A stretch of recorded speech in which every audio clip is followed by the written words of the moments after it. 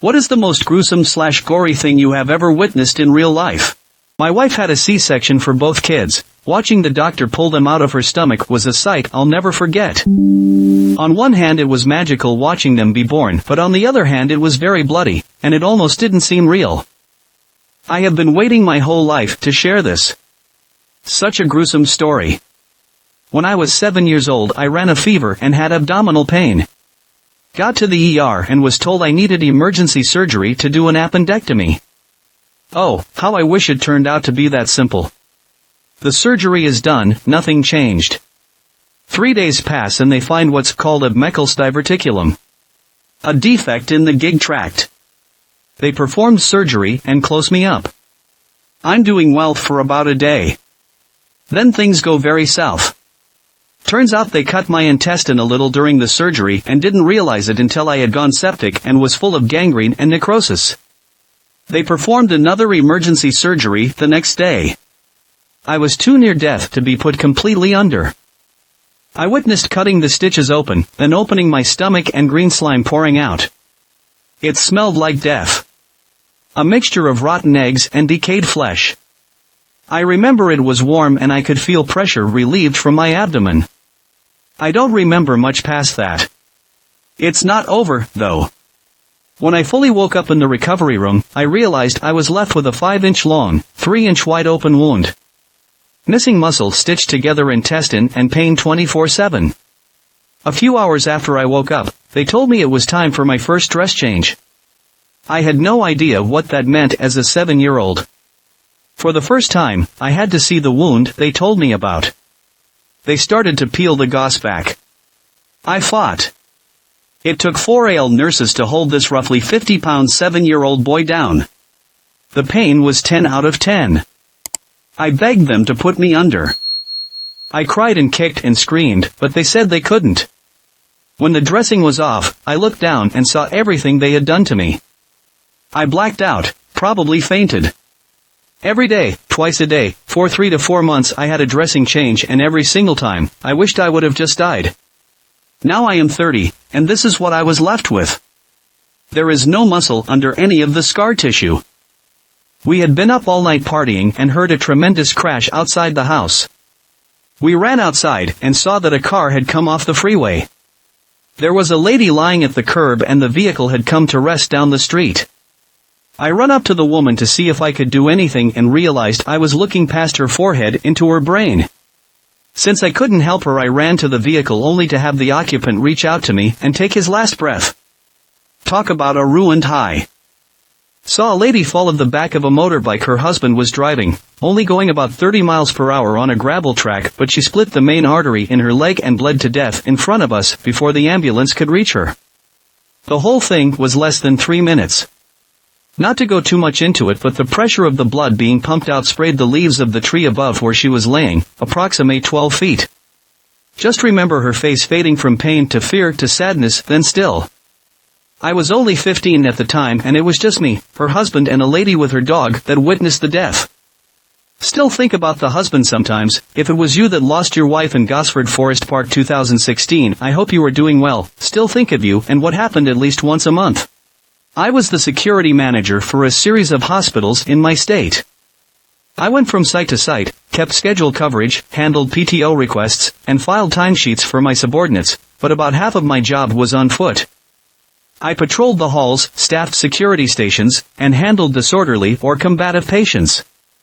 Blood and minor violence were things you needed to be comfortable with, and I was good at my job. I was called in when a patient needed restrained, be they soft or hard restraints.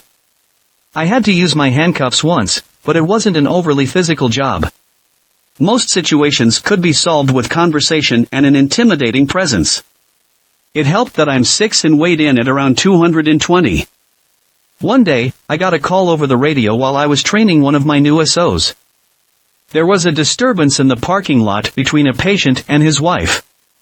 He'd been given a terminal brain cancer diagnosis and was telling her that he refused to go through treatment. I called over the radio and told the SO they called to let me have it because I was already nearby. I walked through the main entrance and asked the parking attendant where they were. He pointed me to an SUV in the front parking area, and I walked toward them. As I approached, within 15 feet of the vehicle, I saw a reflection, then a flash and a loud bang. The man had put a pistol to his head and pulled the trigger. I turned around and screamed, "Get me AF ****ing medic," and ran to the vehicle. I dragged the wife from the car screaming and caught a momentary glimpse of the man. Let's just say, it's not like what the movies show. The blood was pulsing from the front of his head. The flow pattern was like motor oil out of a jug. It was very laminar in form. Since that day, I have flashbacked any time I see that same flow pattern. The source of years of nightmares has come roaring back with up-to-date news of a Blackhawk crash in California. I was with the U.S. Army in Hawaii in 2001, it was February 12th, and we were doing the usual air assault operations. Helicopters bringing us in, our vehicles being carried on sling load below other aircraft. It was a night operation. We had hooked up our trucks to the bottom of some birds and boarded others, then made the flight and landed without incident. My gunner and I were de-rigging our truck when we heard what sounded like thunder. We started seeing headlights turn on, which is a huge no in training in operations, and heard distant shouting. We jumped in our truck and hauled ass down the LZ and wound up down a road where there was a helicopter crashed on the ground. There was a load of guys on board, but as we were helping them out it became clear that though injured, everyone was okay. The seats had collapsed like they were supposed to, and the soldiers were spared. One of the crew kept saying, "I saw something smack into our blades." Then word came out that there was a second bird down. It was not far away, but we could not see it due to trees, darkness, and the fact that it was down in a gulch. We picked our way down to the second bird. It was in far worse shape than the first. Inside was absolute carnage. I do not have it in me to describe it in detail, nor would I, as I would not want details to somehow get to the 6 men's families. Let's just say it was bad enough that months later a portion of a jawbone was found near the site. The helicopter where all were killed had a vehicle on sling load underneath it. There was a mid-air collision between the two aircraft, and the second one with the vehicle oscillated wildly and basically crashed inverted into the jungle. That night is seared into my brain and pops up unexpectedly at times. I try not to think about it, and for the most part one don't. I just feel for the families that have a hole in their lives where those guys used to be. In my small town in the early 2000s, a guy randomly stabbed a girl coming home from basketball practice. After stabbing her in the abdomen, he kept walking through the town repeatedly stabbing himself in the stomach. The police officers followed behind closely with guns drawn. Not sure why they never shot. Anyway, he ended up on my street and slit his throat a few doors down from my house. I describe it in detail, nor would I, as I would not want details to somehow get to the 6 men's families. Let's just say it was bad enough that months later a portion of a jawbone was found near the site. The helicopter where all were killed had a vehicle on sling load underneath it. There was a mid-air collision between the two aircraft, and the second one with the vehicle oscillated wildly and basically crashed inverted into the jungle. That night is seared into my brain and pops up unexpectedly at times. I try not to think about it, and for the most part one don't. I just feel for the families that have a hole in their lives where those guys used to be. Kevin wears leg snapping on live national TV. For the first few minutes they kept showing replays of it before they decided it was a little too gory for the general public. Waiting in line for some pizza in Brooklyn. It was a pretty hilly street, and every once in a while you would see cyclists cruising down the road at car-like speeds. Well, one cyclist was wearing a backpack. The cyclist leaned back slightly, and his strap got caught on his back tire. The spinning tire pulled the guy directly to the ground at high speed. He wasn't wearing a helmet, and you could hear the sound of the back of his head hitting the pavement. It was like a pumpkin being thrown to the ground. Blood everywhere. When I was 14, I saw a motorcycle versus semi. The guy on the motorcycle got caught in the truck's axle and was dragged about 40 feet before coming to a rest face down. When we flipped him over, half of his head was missing. His face got dragged on the asphalt, leaving a 40-foot-long trail of blood, skull fragments, and brain matter. I had nightmares about seeing his brain leaking out of the right side of his face for a long time. This one is more recent, happened maybe 6 months ago. My parents live in the middle of nowhere, and I stopped by to take care of their dog while they were on vacation. I immediately smelled a horrible smell coming from a pine tree farm that my uncle used to own right next door. I followed the smell about half a mile into the woods to my parents' closest neighbor. This guy was in extreme isolation, living in a small shack he made in the middle of the farm. No power, no running water, no driveway, just a shack, chicken coop and some free roaming goats. He's lived there since well before I was born, and apparently we were the only ones who knew he was out there. I only ever saw him once before when our dogs escaped and ran to his place, at which point he threatened to shoot them if they came on his property again. Anyway, when I got closer I saw all of the chickens were dead and mostly skeletonized. I figured that must be where the smell came from and started walking back before it clicked in my head. Why would he let his chickens starve? I came back and approached the house. The door was just a piece of particle board with hinges and no lock, so I knocked, waited, then slowly opened it. A cloud of flies came out and the smell was horrible. I found him in the middle of the room lying face down on the floor. He was badly decomposed, basically loose skin on bones surrounded by human soup. The police officers told me it looked like he'd been dead for about 2 months. I was walking up a fairly miserable few blocks of my city in the evening, and it just began to rain, so I just happened to look up as a guy jumped off a building, from about the 10th floor. It happened really quickly, but he kind of landed on his feet. He was dead instantly though, I believe.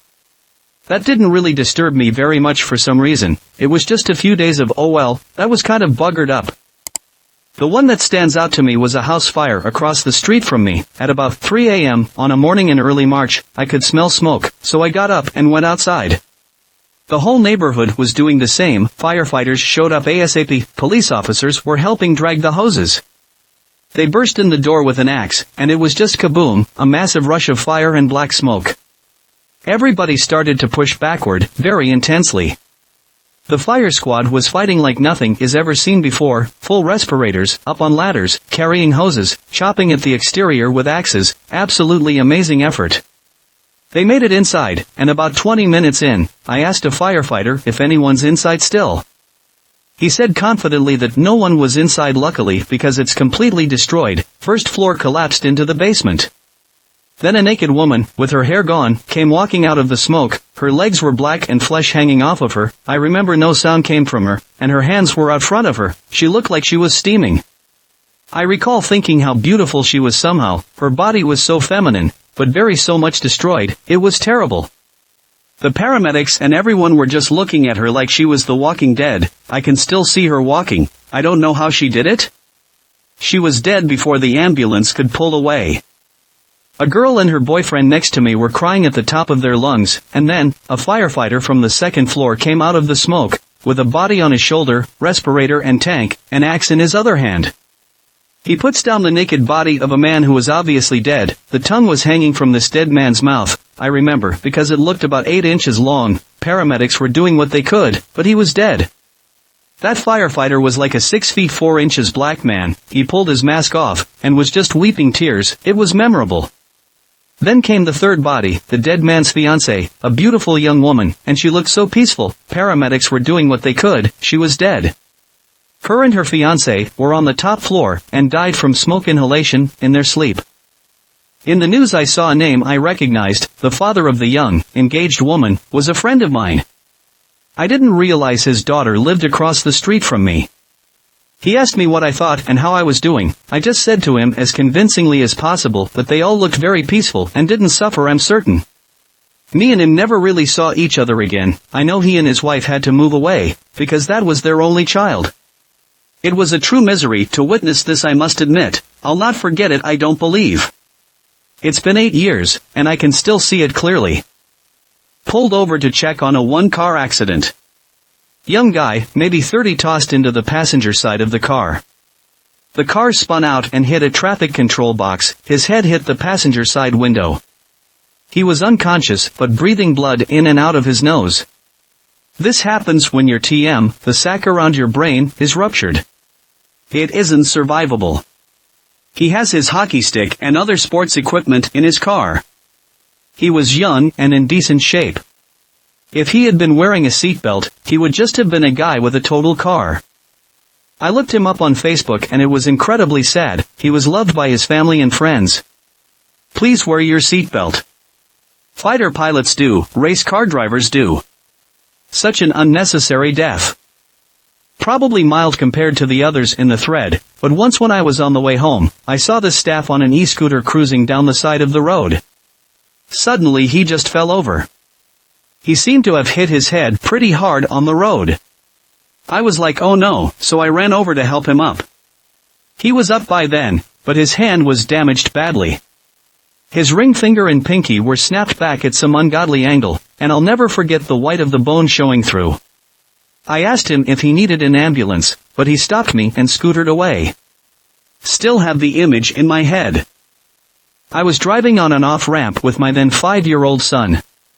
We saw a motorcycle next to the center median and the rider about 20 feet away. When we were heading home, we saw the rider covered with a white sheet and a police officer was standing there with the body. It's not that gruesome, but it's something my son and I can't forget.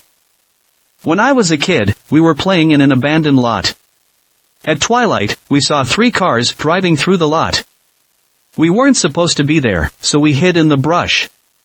The cars pull up not far from us, and next to a canal.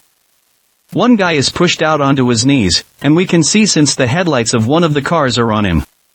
Someone from one of the cars shoots him in the head, and his body falls into the canal. Young fella, going about 80 miles per hour, lost control of the motorcycle. Flew about 20 feet, landed at the base of a 10-inch wood pile that didn't give at all. This is right across the street from the country club, in fact the pole was for the golf car crossing sign. So, his chest collapsed, ribs sticking out and all that. The gyno who would do emergency C-section a year later to save my wife and child, did a tracheotomy with a box cutter and the plastic tube from a Bic pen. The doctor would suck out the blood, spit it out and repeat. The young man died. When I was younger I was an active horse rider. The lady I worked with, I was too naive to notice it at the time, same as my parents, was extremely abusive towards animals and people. One of the maras on her ranch ended up getting caught up on some fence, don't really know how it happened, but it was bad. Her entire side was skinned to the point where you could see muscles and her rib cage.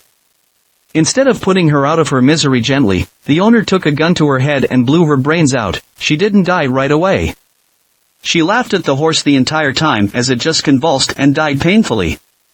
I know it's not as bad as some stories, but I think about it a lot. When I was working at a chemical plant I saw a guy take a corner too fast in a fork truck and it flipped over.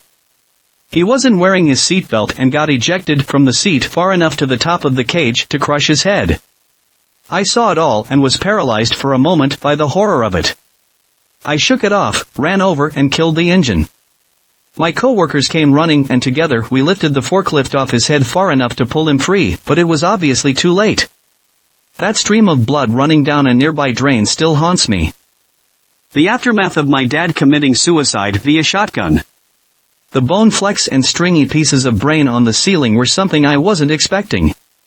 Not sure what I was expecting, but it wasn't small little pieces of brain hanging from the ceiling like small bits of noodles thrown up there. This was after the police or whatever had already removed the body. They really don't clean up much. Former police officer here. I've seen a 16-year-old with a gunshot wound to the forehead with his brain on the floorboard. A lady whose head hit a tree going at least 50 after overcorrecting. Looked kinda like a watermelon. The force of the wreck bent her Jeep into a V. Not necessarily gory but a 2-month-old that spit up and aspirated. She was gone long before she made it to the hospital. A man that had been dead for a few days in his house with no AC. He was starting to turn green, and maggots were eating him. Plenty of other stuff. When I lived abroad, I witnessed mob justice carried out on a person accused of stealing a motorcycle battery. He was first caught and beaten, before being run over by some motorcycles. I didn't catch all of it during the chaos, as I was trying to get out of there, but I did catch one of the mob smashing the alleged thief's head with the battery he was supposedly trying to steal. I work in an animal shelter. During the height of COVID we were closed to the public and not conducting adoptions but still taking animals in dire, absolutely necessary situations, strays and surrenders where people have no choice, like they're going to be homeless or something. We had a stray kitten come in who was in rough shape physically. His ears were battered and scarred and one of his eyes was cloudy, most likely from a physical trauma. He also had these weird hard patches in his fur like it had glue in it or something. We of course took him to a vet. They checked him out, and other than giving him 4 fluids, they said he was okay. In his cage he had a cat bed that he loved to rub himself all over, and when I cleaned the cage he would have these weird spots of cloudy grime on the walls. Eventually my coworker decided to bathe him to get rid of whatever stuff was in his fur and find the source of the itchiness. He didn't have fleas though. Partway through the bath she called me to the room, frantic. Basically, she had washed him and was brushing out his coat and had found that a large patch of skin along his back was separated and peeling away from his abdomen. Basically, the topmost layer of his skin was peeling away, leaving the deeper layers exposed. So, the weird stuff in his fur and on the cage was discharge that was seeping from this skin pocket, and it was driving him nuts, hence the itching. We rushed him back to the vet and they performed a surgery where they basically filtered the skin off his back. It was dead and useless anyways, and the best way for the wound to heal was to leave it open so it could dry out and scab over. When he came back from the surgery his skin looked like something from a horror movie, and we had to swab it with disinfectant daily to keep it clean. The swabs would get covered in dull hair and scabs. Our theory is the other aspects of his condition indicate he was probably in a bad fight with another cat, and the skin thing was most likely an abscess from a bite from the other cat. Now he's 9 months old and fully recovered. The wounded area will never quite grow back all the hair, but most of it is back, with lots of white hair mixed in. One of the most shocking things I've ever seen though. Saw my best friend's dog come bounding out of a cornfield with a severed human head in his mouth. My friend lived on a great big corn farm in the country, and the roads around it were winding and desolate, with deep ditches on either side. A motorcyclist had been in an accident that resulted in decapitation, and the dog came across it before anyone else. I was probably 7 or 8. My dad was using his electric scooter on the commute to work, and someone opened their car door and he rammed into it. I didn't see it, but he told me exactly what happened. He fractured his sternum and his chest hurt for a while afterwards, but he lived through the accident and is now a perfectly normal dad once more. One time my little brother, who was 5 at the time, was picking on my little sister, 6, and he kept begging her to go in her room. She kept telling him no over and over until she slammed the door in his face. But in the process of doing so, the tip of his finger was for some reason in the space where the door hinges were, and after she slammed the door his finger got cut down to the bone. I never saw it for myself, thank goodness, but my mom said the tip of his finger was just hanging there as if it could fall off at any moment. We called the ambulance, but for some reason they were taking forever. Eventually, after about a minute or two of pacing back and forth while waiting for them, my mom's boyfriend at the time told us all to just get in the car so we could rush into the hospital ourselves. About halfway there we saw an ambulance headed towards the direction from which we came from. Putting 2 and 2 together, we assumed that was the one we called earlier. After we arrived at the hospital, the doctors quickly rushed him into a room to see what was wrong. They sewed his finger back together and put a cast on his arm. He had to wear it for about a month or 2. He's doing fine now. I was in my 4th year in medical school on my ER rotation when we got an attempted suicide patient who had put a gun under his chin in an attempt to blow his brains out. Unfortunately, or fortunately, depending on how you look at it, he had aimed wrong and only managed to blow the lower part of his face off. He was wide awake, eyes open, gurgling air out of the mangled flesh that used to be his jaw/mouth/nose. There was no airway left to try and intubate him, so he was wide awake while the trauma surgeon placed the emergent cricothyrotomy, then tube directly into his neck. It was the most horrifying thing I've ever seen, and I've been an ER doc for 12 years now. Nothing truly horrific, thankfully. But I caught my hand with an electric hedge trimmer. I jerked my hand away fast enough that I didn't sever any fingers, but I did sever arteries and nerves. Arterial blood spray is impressive. The injuries healed really well and really quickly, but one of fingers is crooked and lumpy and will never feel the same again. PSA, always wear thick leather gloves when hedge trimming, kids. A cyclist that had been hit and run over at a roundabout. I was pretty young, in the car with my mother. We came up to the roundabout just after it had happened. My mum pulled over and went to help him. His bottom half was twisted nearly 180 degrees from his top half at the waist, his legs were face down and his head face up. There was no blood, but his body was mangled. He was awake and talking, but not fully lucid. I don't think he realized what had happened yet. He kept talking about a bike race he was training for somewhere in Europe. It's weird, the details that stick with you. I don't know if his helmet had been knocked off or if someone had taken it off, but I remember his hair being very curly. Less gruesome, but still pretty bad. A man got stabbed in the head outside my grand's house on Christmas. My mum found him lying in the middle of the road on his back in the ice and snow, blood round his head like a halo. It was quite cinematic. He survived, ironically in part because of the freezing weather, which slowed the bleeding just enough to stop exsanguination. Then when he got out of hospital, the guy who stabbed him ran him over and finished the job. Got to see the aftermath of a tow truck running into a Ford Fiesta on the highway. The firefighters/EMTs were attempting to pull the lady out of the Fiesta, and I just remember how much blood/how red her face was. Somehow, she was still moving, but that was haunting to witness at 12 years old. A woman was walking around with a serious gash on her head around my first apartment. Police showed up quickly. Didn't stick around long enough to find out what happened. Moved to a different building not long after that. It was straight out of a horror movie scene kind of gash. Not me, but a friend of mine saw a guy pushing a kid in front of a train. She was traumatized for weeks, and I felt so bad for not being able to help her. She's better now, but the kid sadly died. Driving to work on the interstate one day, was about 6 a.m. Was behind and in the next lane from a truck that had one of those camper shells on it. They hit a bump and the camper shell came open on the back. Apparently there was a guy back there. He reached out to grab the shell opening just as they hit another bump and the man flew out of the back of the truck right on top of his head, on the interstate doing about 70 miles per hour.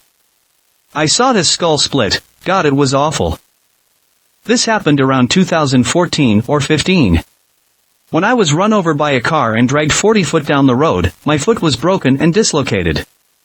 When the firefighters came and lifted the car off of me, the back of my lower arms were worn down to the bone from the road, my shoulders were burnt from the road and my foot was twisted round backwards and burnt from the underside of the car. To this day I still have raised scars on my arms and have walking problems in my left foot.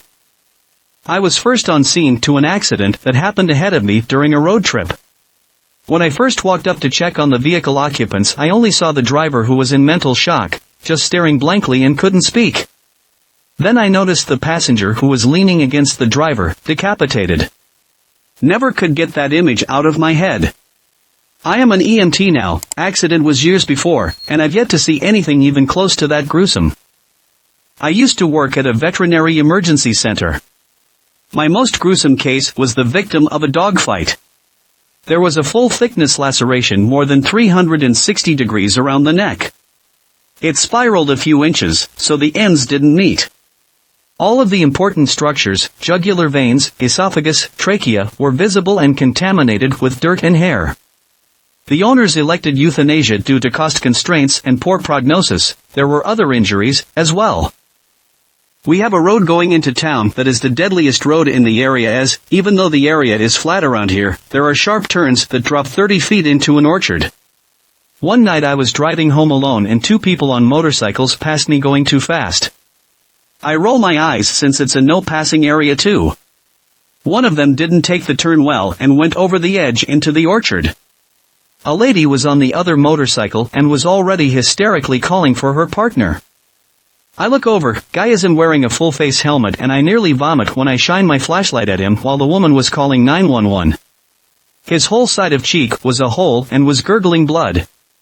She asked me how he was, and I said to stay away. Lit up flares I had in my truck while we waited for at least 15 minutes for any emergency services to show up. First firefighter on the scene took a look and stared at the ground for a minute before saying he was going to declare a time of death. I tried and helped them pull the body out. His limbs were all broken. I've witnessed a lot of accidents on that road, but I won't ever forget seeing his face or how unnatural his body looked when we were pulling him up. People on bikes still take the turns too tight, and I tense up when people on motorcycles pass me on that road. My father and I were on our way to a family beach when I saw a kitten get motorcycle run on its neck. The kitten just kept running in its last moments and collapsed on the road 30 seconds later. It was heavy breathing in its last moments and was about to die. On our way back from the beach, I saw the kitten's sibling sitting beside it trying to wake it up. I was 7 when it happened and still haunts me sometimes. Saw a man trying to commit suicide by train. He got his legs cut off, but survived. I didn't see much blood, but I could hear him scream underneath the train. I don't really know how to describe the sound. The thing is, my friend's dad is a retired train driver.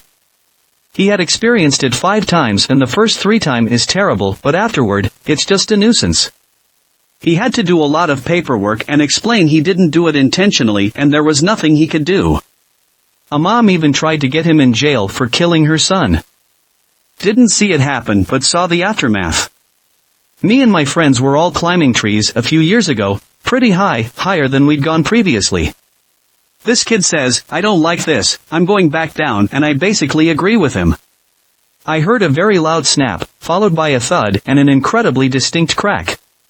Climbed back down to this kid twitching and doing creepy, bent at a weird angle and blood coming out of his mouth. Turns out the snap was a really weak branch that broke while he was trying to get down, and the crack was him landing in a tiny-ass ditch, having his spine bent. Not sure how he was bleeding, maybe just something that happened or was part of the spine snap, but we didn't talk much after that. Far as I know, he moved to another country with his dad. When I was about 8, my family and I were going to visit my brother at boarding school. I saw a car lose control and start rolling. A man flew out the driver's side window. My parents made me cover my eyes, but I peeked anyway. I just saw him laying by the side of the road. I heard later he died right there. This will get buried in the comments, but the first person I saw die in my life was in June of 2014. I had just moved to Las Vegas about 3 weeks prior. I had a friend that lives out there already. He got arrested the night before the incident for driving on a suspended license and called me in the morning to pick him up from jail. As we were driving back to his house, a motorcycle flew past at about 120 plus mph. He was weaving traffic and miscalculating. He came around the Charleston exit curve and hit the median on the right side. His bike burst into flames, and he launched in front of a taxicab. The taxi slammed its brakes, but the rider's head got caught under the front tire of the cab. The tire pushed his face against the road and ground his face half off and decapitated him. As I drove past really slow, I saw his body under the car first. No head, just a body with a bloody hole of gnarly where his neck used to be. Then about 50 feet away was his head. Half normal looking, half ground down face. It was surreal. We sat in the truck the rest of the way home in silence. I was trying not to vomit the whole time. The guy was the same age as me at the time. 24-year-old LED Puerto Espinosa. I couldn't stop thinking about where he could have been going that he was in such a hurry to get to. I saw someone die. I was young, like around 9 years old. My hometown in the UK hosted a stunt show every year, but this one year it went south. It was part of the show where there were dirt bikes jumping over people, and one of the guys decided to get the announcer/presenter to lay down. The bike slipped as it was going up the ramp. The front wheel of the bike went straight into the guy's head, could see the skull and brain. I was in full view of it. Oddly, I can't see that part of the memory, but I remember everything else. My own self. Fell off my cycle into a gravel pit. Get up and start walking, but feel a sting, look down and I have this huge rock sticking out my knee. Pulled it out and it's a good 2 inches inside me and the blood work starts. And just a few weeks ago, my own hand went through a window when I accidentally leaned on it. 9 cuts, 2 damaged nerves, 40 grain-sized shards of glass and 1.5 centimeters shard of glass. My right hand joints are still limited in flexibility, and due to COVID, I can't visit a neurologist to see how much the extent of the damage is. The pictures I took to send to my colleagues to ask them to come to the office ASAP while I was dizzy and losing blood rapidly still send shivers down my spine. If any morbidly curious person wants pictures of my scars, I am okay to share, so don't feel guilty about asking if you want to. Not too gory/gruesome, but a kid being held down by older teens and getting his wrists cut by them. They laughed as he cried and screamed, too small to fight back in any way. I didn't realize how much it still affected me until a similar scene from it got me pretty anxious when I saw it. Also worked on cut-ups at a shipyard, dismantling Navy ships, and there was a consistent stream of injuries. I got minorly finger flayed removing a giant electrical box from the wall of a submarine. Another man removing it with me just yanked it down without warning. Didn't do too much damage, since I pulled my fingers out at the last second before this box crushed it beneath the steel below, but my fingers did get a little shredded. I was in a long-distance relationship about 2 months ago. And she would sometimes call me on Discord with her video on. Her legs would be covered in blood, and she would just sit there showing me it, crying and saying something that upset her. Usually, something that wasn't my fault, but she would manipulate me into thinking it was. After crying for a bit and me trying to calm her down and just talk to her, she would set up her phone so that I could see her cutting herself. I'm only glad she's gone from my life now. Don't get me wrong, I really cared for her and really loved her at one point. But now that I realized what she was doing to me, which was more than just this, I don't anymore. Was once in city center shopping with my grandmother. We had just exited a store and heard an almighty screech and crash, went towards the tram station which is by the main bus station, and there were people screaming. Being the nosy person I am, went to have a look before emergency services came. Oh boy. There was a young woman wrapped around a bus tire, with half her body stuck under the back of the bus. Needless to say, I didn't sleep that night. I've witnessed a lot of things and I blocked out most of it TPH if you mean in real life. I've watched a lot of death videos. The first thing to come to mind would be the time I split myself open. I can still picture the blood, the size of the hole in my head, the blood pouring onto the ground, and worst of all, the pain I felt. When my head collided with the bat, it was like everything around me went silent. There was this ringing, but it wasn't like a sound, more so a feeling. A ringing feeling went through my body quickly, and then the pain started. My God, that was brutal. I've never felt anything like it. I was around 9 years old at the time. I've seen brutal things because as a kid lots of people were out to get me and my family. Some people in my family are addicts and racists, and me being half was a huge problem to them. One of my family members tried to murder my brother with a bat. When I was little, I fell down some cement steps and my neck peeled like a banana. It didn't even hurt that badly, so I had no idea how hurt I actually was until I reached up to feel it and my hand just squished into a moist bloody hole. My chin was hanging down past my collarbone. I was with my friend, his sister, and his mom. They had invited me to go with them to Virginia and spend the weekend doing stuff there. On the way there we saw a guy crash into the barriers at an exit, right into the corner. Unlucky for him, it was one of those that crumpled to stop the worst of the impact. By doing that, the car got launched into traffic where it was hit by not one but 3 other cars. We found out he later died in surgery while he was getting a piece of glass out of his heart. Motorcycle accident. The driver snapped his foot off and it was hanging on only by muscle tissue. My friends and I had a treehouse that hung over a small creek. The tree was not easy to climb, but there was a barbed wire fence that ran along the creek, and we would step on one of those metal barbed wire fence posts to boost ourselves into the tree. One day, my childhood best friend lost his footing and fell onto the fence post, which proceeded to cut open his scrotum. He would have been impaled had it not been for his jeans. He got off the post. We went back to his house where we called his parents, who took him to the ER. Seeing his scrotum fly open with his testicles on the brink of falling out was pretty gruesome.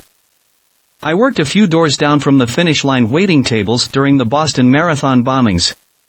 I was working on the roof deck, and I heard the bombs go off. I honestly thought they were fireworks for the winter.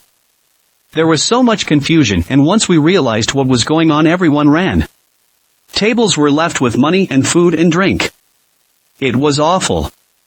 I stepped outside, and it was the worst thing I had ever seen. Sometimes I can't even believe I was so close. The restaurant next door to us had shattered windows. That is how close we were. All phone reception was cut off, or just didn't work, and I couldn't call anyone. I couldn't get a train home. I was forced to walk in the opposite direction of my house. So much chaos. I'll never forget the screams. I'll never forget everyone running in one direction. We were standing in line ready to walk back into school from recess. A large girl grabbed a scrawny boy, flipped him over so he was dangling upside down, and smashed his head into the cement. There was quite a bit of blood. Ask what happened after because they were in a different grade.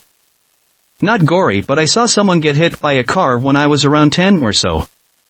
I was on the way to the doctor's, and we were at a four-way intersection at a red light. I saw to my left a guy crossing the street and just watched him. All of a sudden he started jogging, and the next thing I knew a car came barreling at him from across the street, running the red light, and bam. Guy flew straight in the air as the car screeched to a halt, and he fell right back down on the pavement, and soon people started running to him to see if he was okay. As my grandfather was trying to figure out how to work his cell phone and dial 911, there was a police car right across the intersection that saw everything, turned on his lights, and made it to the scene. As we were pulling away, I could hear the lady sobbing something about her hitting him. The thing I'll always remember is the sound he made as the car struck him. All the air got knocked out of him, and he made the most distinct OOF sound as it hit him. Have no idea if he lived or not, but I didn't see him move a muscle as soon as he slammed into the ground. Not sure if this counts, but I was 21 years old, and my girlfriend, who was from another nation, was here in the US with me, and we got word that her mom had fallen ill. So, we flew back to Europe to be with her. Now we knew that she was brain dead, so we flew over with me thinking that she was never going to recover, while the girlfriend believed that she'd wake up any day and make a full recovery.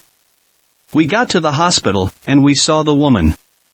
I was expecting her to be in bed sleeping like you see on television and in the movies. No. She was hooked up to the machines, and she didn't look human. She looked like a skeleton covered in a thin sheet of skin. She moved in perfect rhythm to the machines that were forcing her to breathe.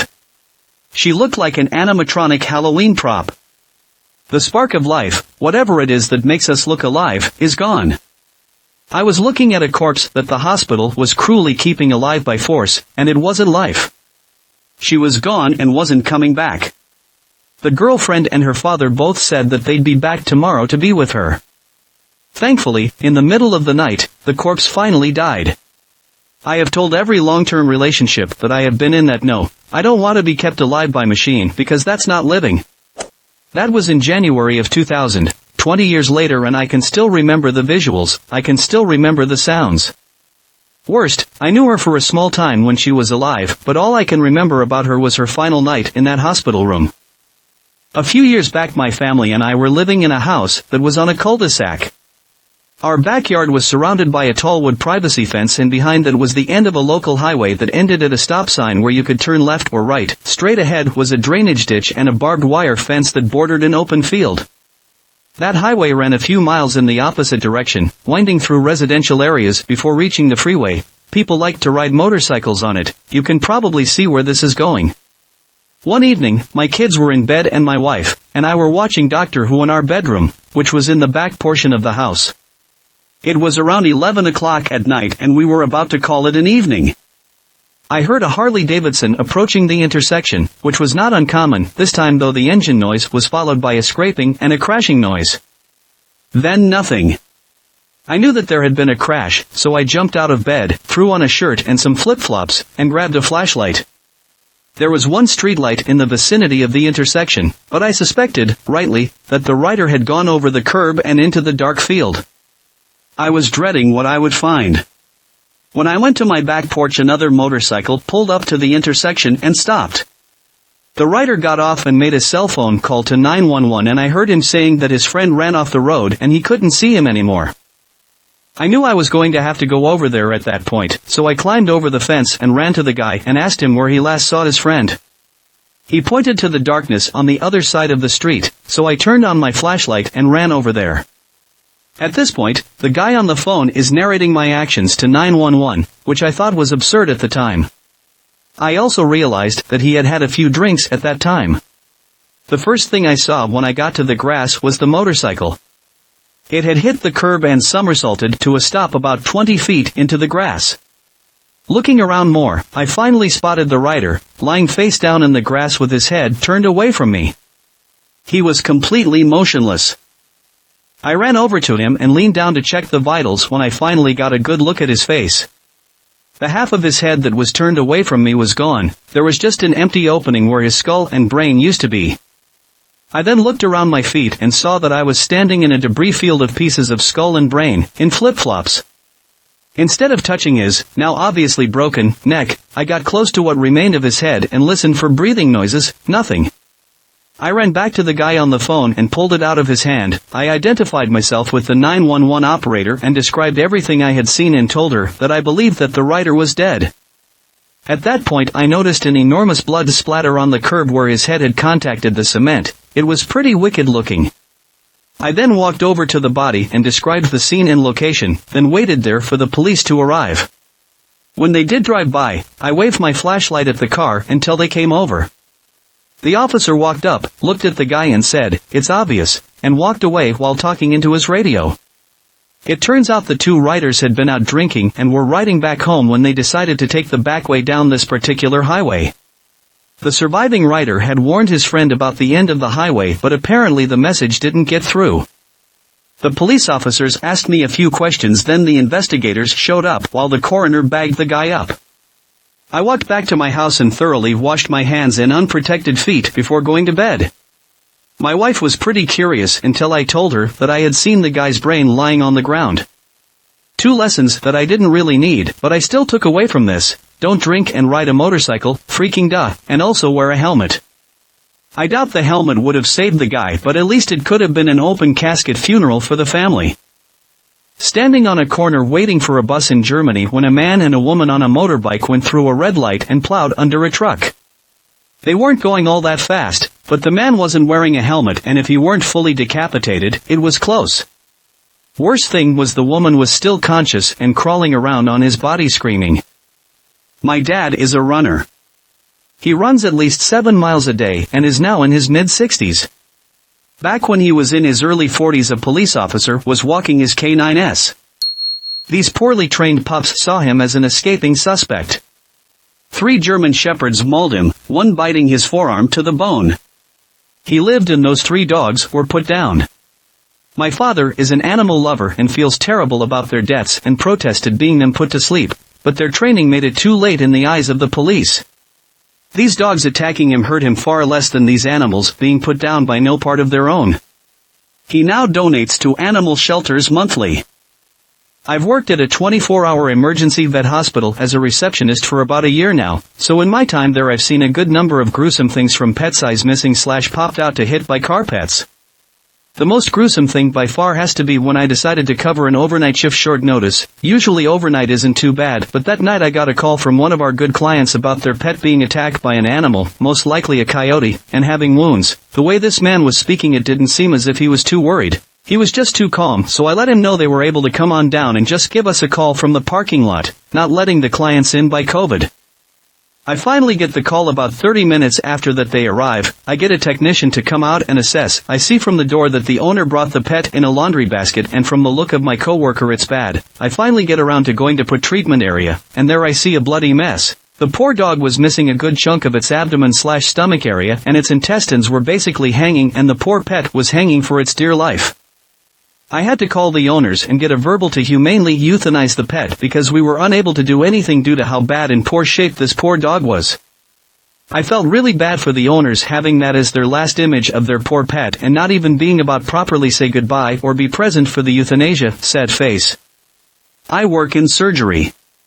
I have a million of them, but one that isn't from surgery that was horrible. My uncle's GF was on her way to our house, and right before she turned onto our street she slammed into a telephone pole. I was really small, but we all went to see what it was, and she was not recognizable. Skull, brain scattered. We only knew it was her in her car. It was really sad.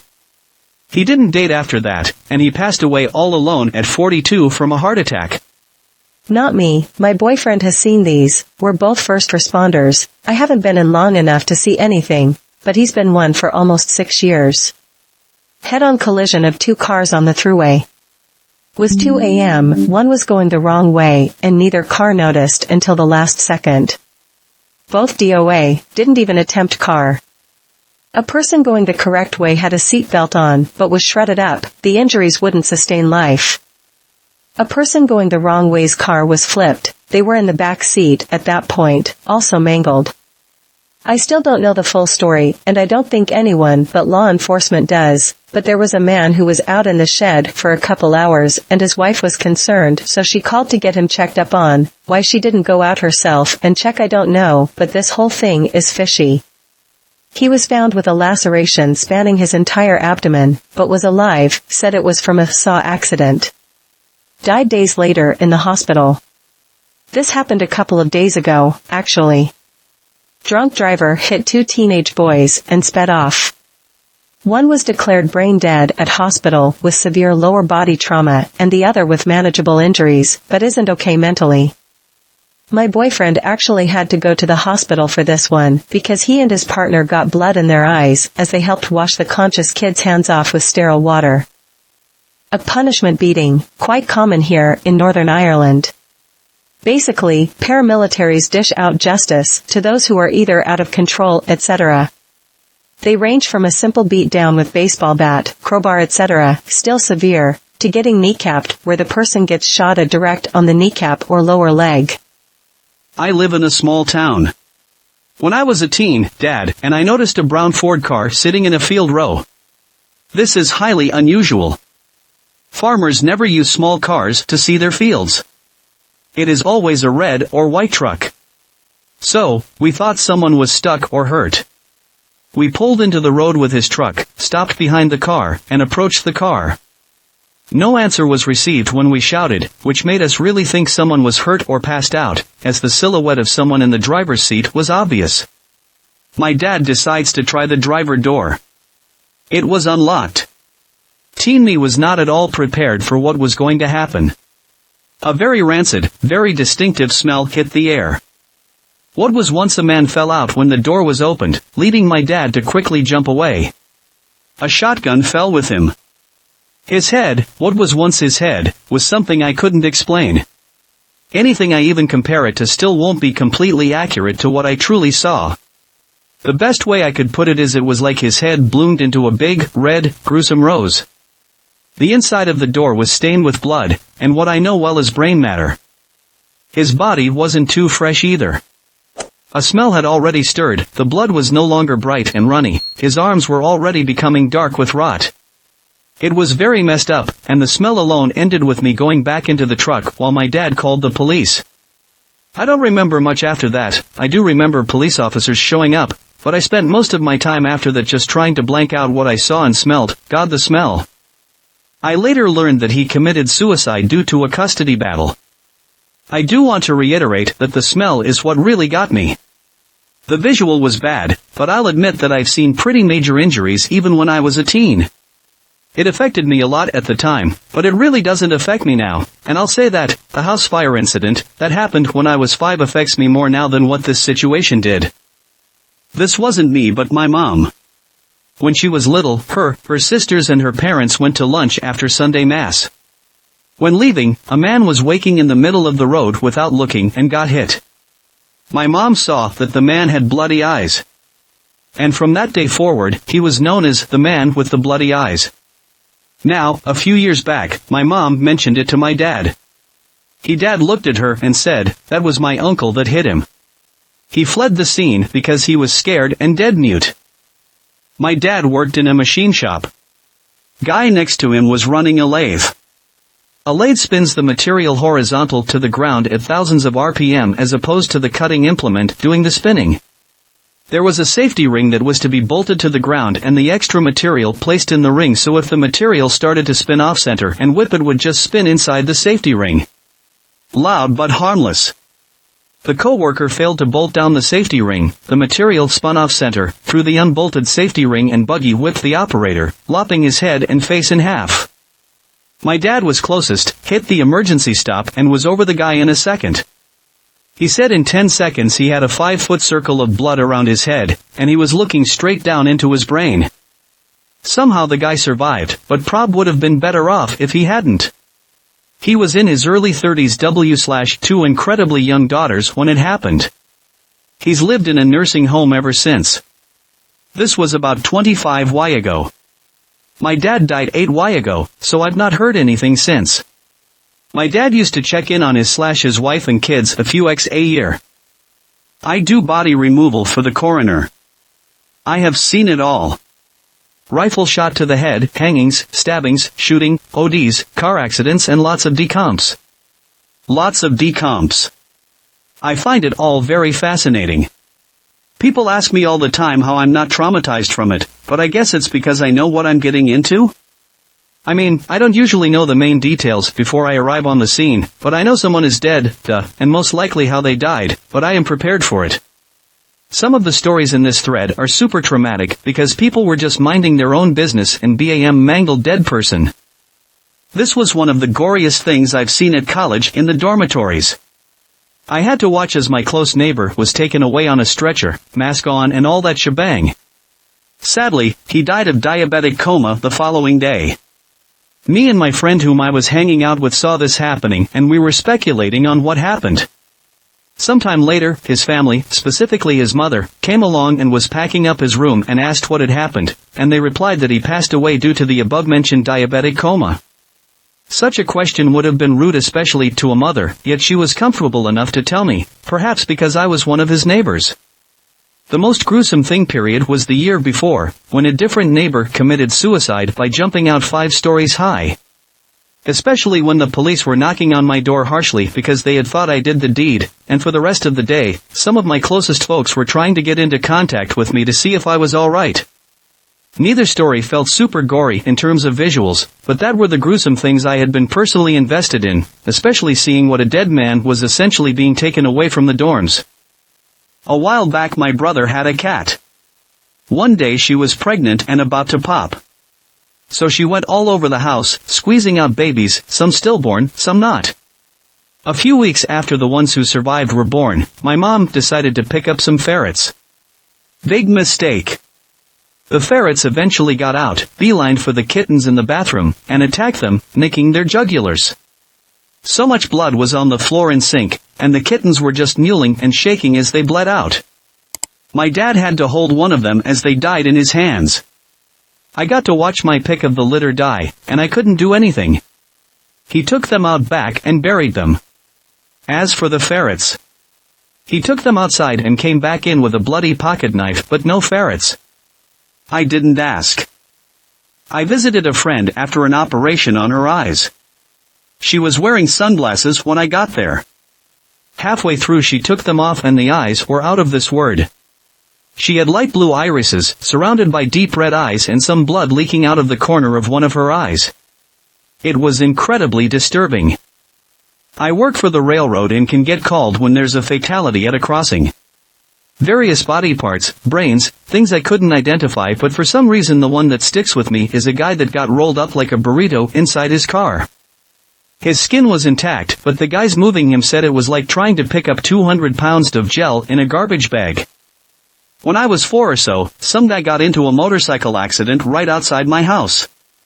He hit those cables that go up the electricity poles. He was instantly decapitated.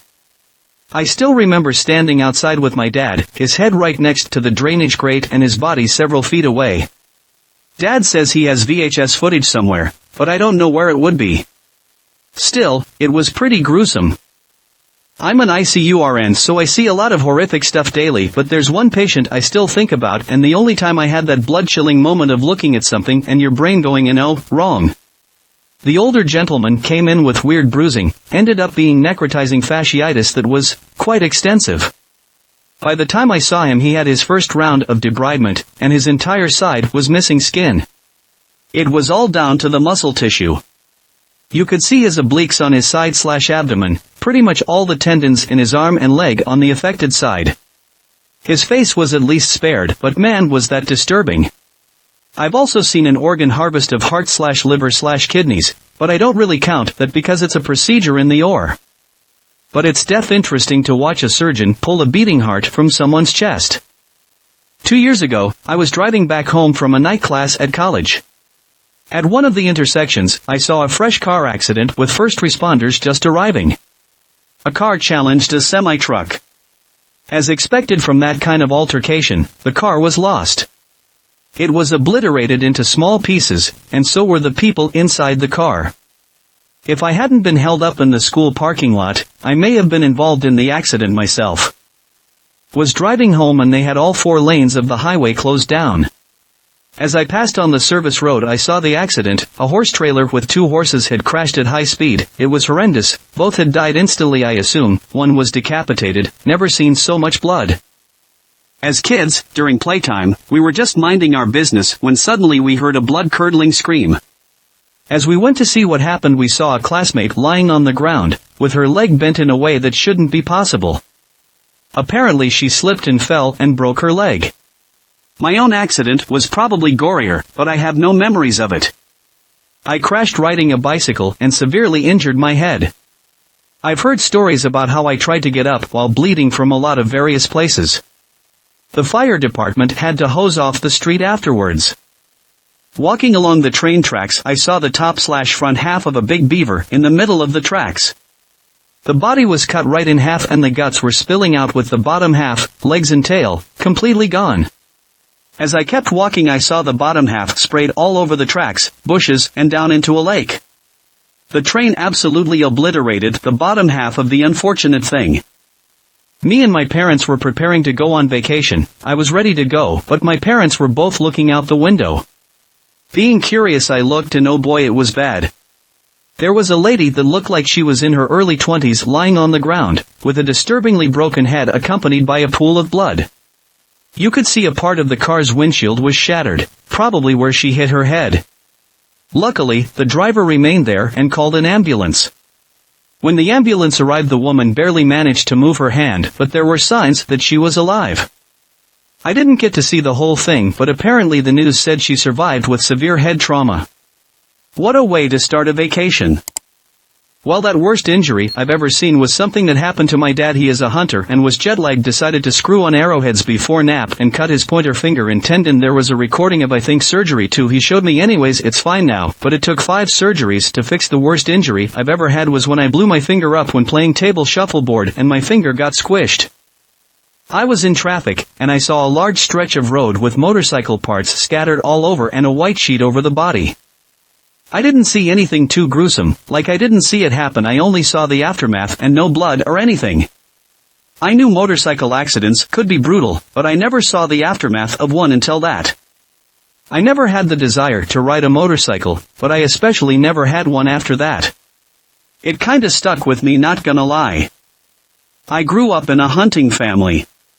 At 2 years old, I witnessed a deer being gutted. In church, we'd been discussing the beauty of God's creation. I was sitting there looking at all these internal organs and contemplating how they all came together to make a living thing work, and guess this, what the pastor was talking about. So, at 2 years old, I sat, staring at the internal organs of a dead animal, and said, "That is so beautiful," with all the awe a 2-year-old can muster. We were sailing in a regatta aboard a 40-foot sailboat. To keep it simple, there is an aluminum pole about 5 inches in diameter and 12 feet long that's used to handle the sails.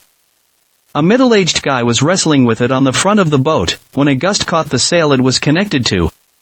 The pole hit him in the face, splitting his face, down to the skull from the upper lip to his forehead, and his face just peeled apart. We were having a really enjoyable time, which wouldn't have increased if we used the engine. So, we raced it back to the dock while we radioed an ambulance. The man calmly sat on deck and smoked a cigarette while the blood streamed steadily through a small towel. The plastic surgeon did a beautiful job, but that day we all learned that flying a skull is a fairly simple task.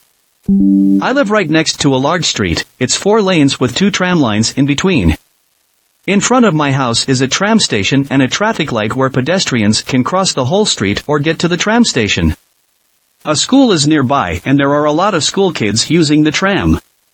I think it was 7 to 8 years ago that a 14-year-old who didn't watch and was wearing earbuds, so he also didn't hear, got caught by an arriving tram. He was squeezed between the little concrete wall of the station and the tram.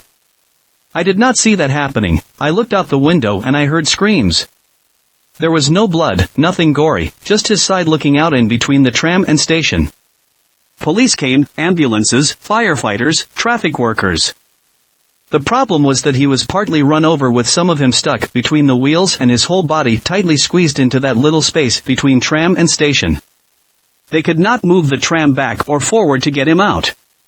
They had to lift the tram. That took a long, exceptionally long time. In my memory it feels like it took several hours, probably not, but I'd say more than 1 hour until they had him out. By that time there was not much life left in him, but they managed to reanimate him and drove him off. He died when they arrived at the hospital. About 2 years later someone tried to jaywalk over the busy street, about 10 meters away from the traffic light.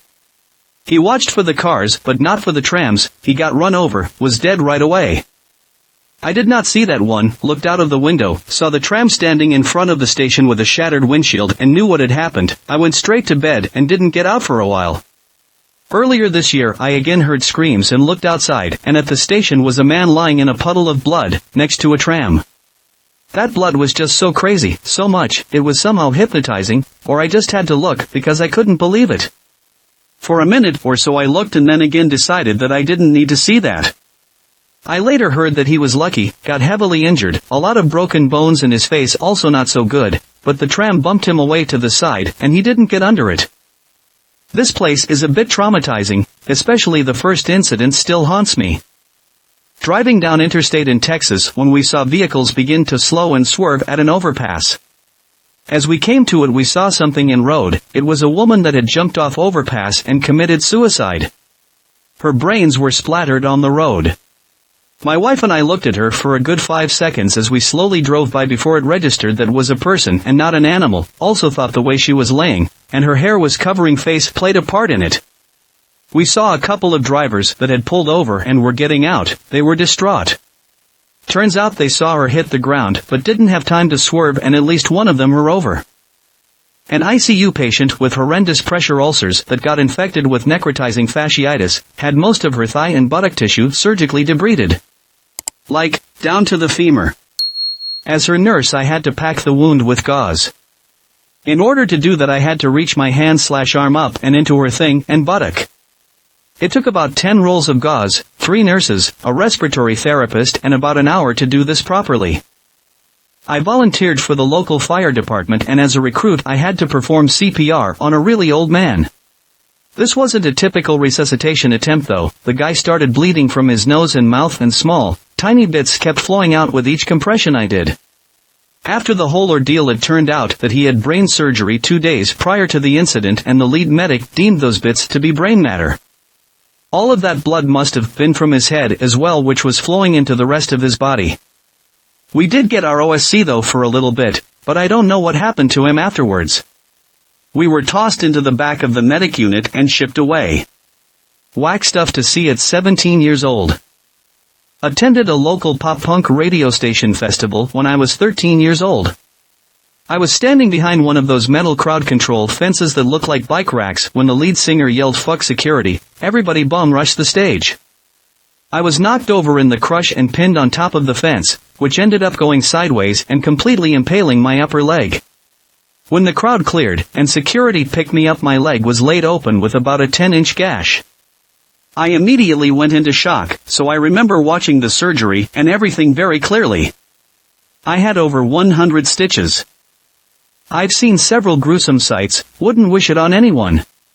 One, in college some friends and I were driving on the freeway late at night. Suddenly there is a car heading toward us on the wrong side of road. We swerved in the car, missed us but slammed head on into the car behind us. We were in the ditch but unharmed and ran back to see if we could help anyone. One driver was still buckled in the seat and had been beheaded and mangled. The other driver literally mashed into the crashed car. No survivors. 2, several years later I worked as an apartment manager. One winter one of my older tenants was late on rent. 2 late notices left on his door had not been picked up. I knocked, no answer. Got another employee to come with me to enter the apartment. I unlocked the door and the smell about knocked us down. Called the police and let them enter. The man had passed away probably 3 weeks before. It was a horrific sight. I started smoking that night trying to get the smell out of my nose. Still smoke. Seeing the aftermath of one particularly gruesome auto accident. One victim in extreme pain rolling around on the ground, another victim pinned in the auto bleeding profusely with very scared eyes looking for help. The driver was a girl in a 2-piece bikini who went through the windshield lying dead on the ground. She was on her back, and you could see her breasts were completely ripped off when she went through the windshield. The freakish part was the police officer standing next to her body directing traffic was whistling a tune to distract himself from the sight of the girl with the ripped off breasts. I've seen other accidents with bodies, but this one freaks me out the most. Car accident. A drunk girl smashed into a car containing a soon-to-be dad and a pregnant woman. She killed the guy instantly. The drunk girl had no injuries and was trying to get away with tears. The pregnant woman just didn't yet process what happened. There were around 30 to 40 people on the scene witnessing this unfold. The drunk girl ended up behind bars. I used to work at a pesticide company servicing farm. There was a farmer who had a great reputation for running his farm. He regularly would show his cattle at fairs and won many prizes.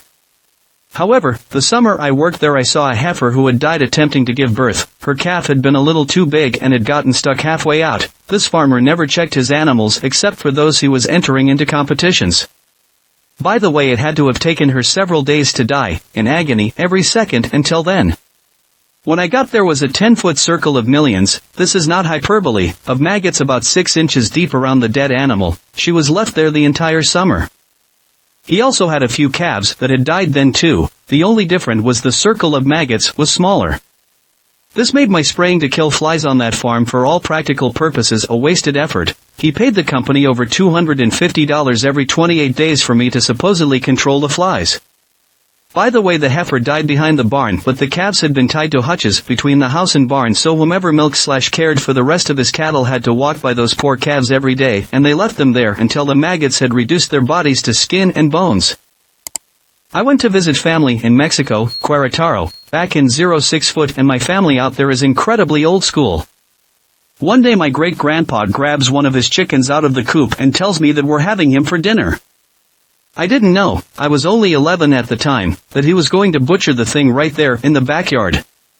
I remember he hacked the axe right on its neck and there was so much blood squirting out. And the whole chicken running around with its head cut off is true. It went crazy for about 10 seconds. But wait, there's more. That wasn't the worst part. The worst part was my great-grandparents decided to cook us a feast since we don't go out there that often, so they bought a pig from a local farm. They had 2 guys come over to deliver the pig to my family and help my great-grandpa with the butchering process. However, I did not know this was all going to go down in the backyard. The first thing they did to the poor pig was stab it in the heart with a knife. I'll never forget the squealing/screaming it made. It was non-stop and so vivid. They let the blood drain out of it so it could get weak, and then once enough blood came out they threw it on top of a table. Then they poured boiling hot water all over it, reminding you the pig is still barely alive, so they could shave the hair off of its body. The pig was flinching a bit, but it had so much blood drained from it, it was too weak to scream or fight really. Once they got all of the hair shaved off they went to town to get all of the meat and whatnot. I just remember seeing so much blood and so many organs being thrown away. And the crack of its bones in certain spots. For example, one of the butchers snapped one of its feet right off and the crunch the bone made was so loud. Eventually they got all of the edible meat out of it and my great-grandma started cooking. I just remember sitting and staring at the TV in silence, trying to understand what I had just witnessed. I was only 11, so the whole concept of killing animals for meat was not something that was on my radar. Hours later the food was ready, and I remember one of my uncles and I only had a few bites of dinner. The food was actually really good, but seeing that pig get butchered like that just hours ago and then attempt to eat it was a tough task. I still eat meat today, but I'm definitely more conscious about products that are organic and come from farms that raise animals properly and kill them humanely. Or so they say. We'll never truly know, but I at least make the attempt. So that whole experience is something I'll definitely never forget. Me and my older brother, 19, 10 I'm 14 now, were driving back from the store to our grandparents on our mom's side house in Kentucky where we were currently visiting them. We were talking about what we were gonna do when we got back. You know what you usually talk about during car rides when out of nowhere a 18-wheeler crashes into the side of the car and makes us go off the road and crash into some storefront window. I then went flying through the windshield into the store displays and got a bunch of cuts from glass, had some type of pole embedded in my shoulder and nearly lost my left eye. However, my brother on the other hand had a disgusting gash on this outer thigh, you could see bone and everything, lost his left index finger and broke his back. I was only in the hospital for about a week because of my injuries, broken shoulder, eye socket and nose, but my brother was in there for a couple of months. They had to do many skin grafts and surgeries so that he could even move his leg without pain, and then he had to spend a few weeks learning to walk again. A motorbike accident. Guy's face was open in a way that you would do in order to reach the brainstem, basically gaping mouth and split in half vertically and horizontally. Skin was mostly intact except for his nose, but it was quite obvious if you know what to expect. He had quite serious internal injuries incompatible with life and died on the scene before the ambos arrived, despite our best effort as bystanders. Don't wear open-faced helmets, kids. My desk at work looked out at street level onto a decently busy urban intersection governed by a traffic light. I would regularly, monthly, hear brake squeals and look up to witness an accident. Most were fairly minor. A few years ago, I watched a guy Superman over handlebars of his motorcycle. I think he must have been speeding and noticed the red too late. He flew about 20 feet and prob got 8 foot in the air. He landed in a frog position, obviously breaking both his forearms and striking his helmeted head on the street. I never saw him move. EMTs surrounded him for a solid half hour before loading him in an ambulance. Never knew if he lived. My guess would be to survive, but paralyzed/broken back. Our family went on a road trip in the States. I was around 9 at the time. We were driving along the highway and our car started to slow down. I remember my dad saying that there had been an accident in the opposite lane. When I looked across, I saw the lifeless body of a baby lying on its back.